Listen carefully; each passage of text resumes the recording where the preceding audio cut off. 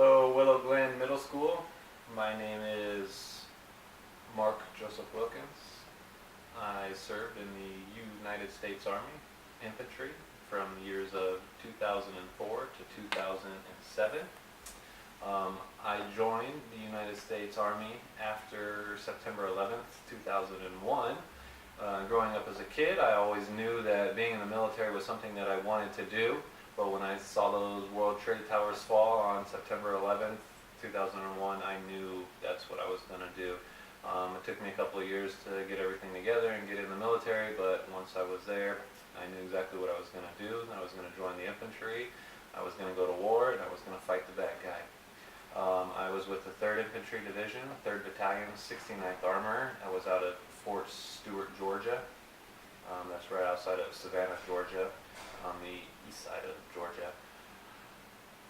We were in the Mechanized Infantry Division. So mechanized infantry is Bradley tanks. So if you know what a tank is, the Bradley tank is just a version of a tank for the infantry. The back ramp drops down and the guys come running out. So we can drive into what would be considered a hot zone. Maybe we know something bad's going on. We have a raid going on or possible firefight going on. We can drive right into the middle of it and we can dismount right in it.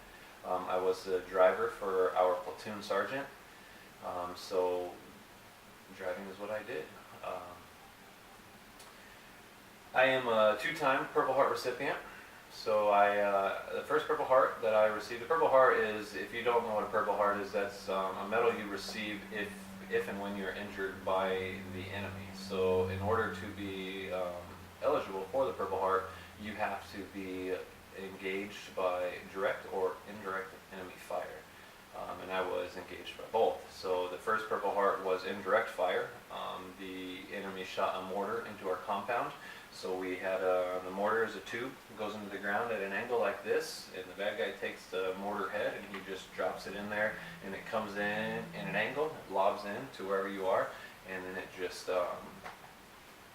it drops and it kind of explodes, throws shrapnel out. So I was out working on my vehicle early one morning, and had the ramp up, or not the ramp, the deck was up, and the deck is the hood, which is like a hood on a car. The engine's in there, so I'm in there working, doing my thing. I've got my backside stuck out, mortar lands behind me, piece of shrapnel goes into my back, but it wasn't that big of a deal, so they sent me back to duty. And then December 24th of 2005, we were on our absolute last mission. The 101st Airborne was taking over for us, so we were showing them around the city. And we were as done as we could be done. We were on our way back in. I heard the call through the comms in the vehicle. I heard the call for the helicopters. They were on their way in to pick us up. And on our way in, we were driving. There was a berm in the road. Drove through the berm, and there was an IED, or an improvised explosive device, buried in the ground.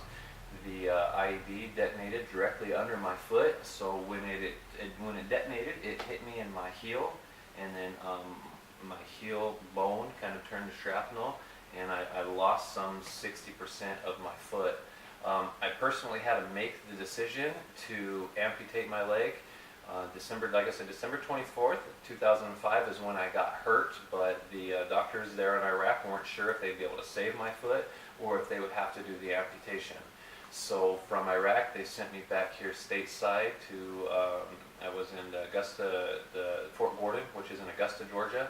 And there they kind of, did all their medical stuff, and they told me I was missing about 60% of my foot bone, and that I had 2 choices. The choice was to try and repair my foot, fuse things in there, and give me what would be almost an artificial foot anyways, which would take 2 years in and out of surgeries. Or they could just, at that point, and this is in January of 2006, they could just do an amputation about the middle of my shin, and I would be there in the hospital for about a year, having to learn to walk again. So remember, I just said I was in Iraq for the whole year. We were on our way back home. I'd been away from my family and everything here. So I was pretty tired of being away from everyone. So I made the decision to go ahead and amputate my leg. So they did the amputation in the middle of January 2006. It was February 1st, 2006. I was sent over to the Augusta, Georgia VA hospital where I did my rehabilitation, and it took me just 1 month. March 1st of 2006, I was up walking and being discharged from there.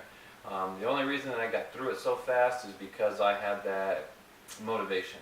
There are lots of people that were there in the hospital, very similar injuries. One guy had almost the exact same injury as me, and he was there for 9 months, but he didn't have any motivation.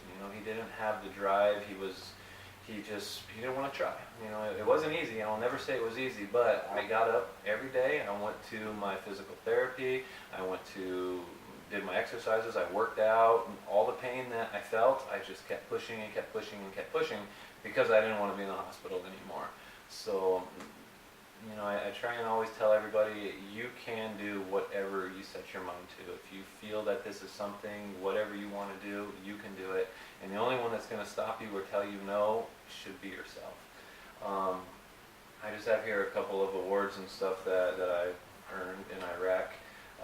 You can see I've got my Purple Hearts here, just a couple different service ribbons, stuff like that, some different medals and things that I earned over my time. And just, as the prosthetic leg goes, I have what's called a cheetah leg, or this is a Flex VR, but it's a similar cheetah leg, so I'm sure you've seen the ones that have got the big hooks that come out of the back that the guys sprint on. So this is kind of a miniature version of that.